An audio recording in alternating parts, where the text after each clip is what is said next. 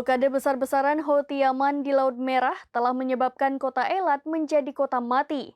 Pasalnya, penduduk kota Eilat telah ditelantarkan oleh pemerintah Israel. Akibatnya, angka pengangguran di kota Eilat melonjak hingga 80%.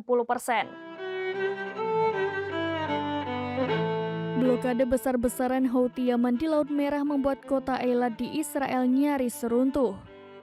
Akibat blokade dan serangkaian serangan pasukan liar ini, Eilat bahkan digambarkan hampir menjadi kota mati. Pasalnya penduduk kota Eilat telah ditelantarkan oleh pemerintah, akibatnya angka pengangguran di sana melonjak hingga 80%.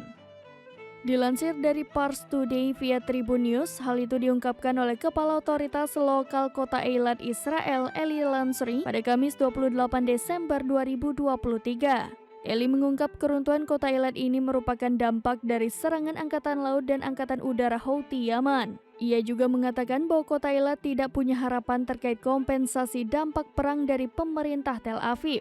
Lanjut Eli, warga kota Eilat kini merasa telah ditinggalkan oleh pemerintah Israel. Akibat blokade dan serangan Houthi Yaman, destinasi pariwisata di Eilat juga disebut-sebut lumpuh total.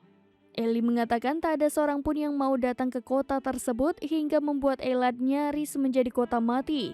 Ia menambahkan Eilat kini berada dalam kondisi krisis parah di mana ratusan bisnis tutup dan pengangguran naik hingga 80%.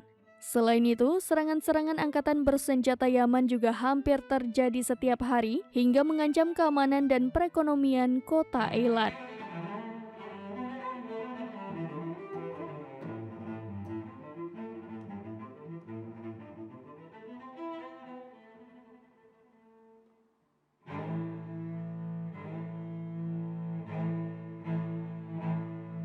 Demikian informasi terkini, Syedaralun saksikan terus berita lainnya di kanal YouTube Serambi News, website dan Facebook serambinews.com.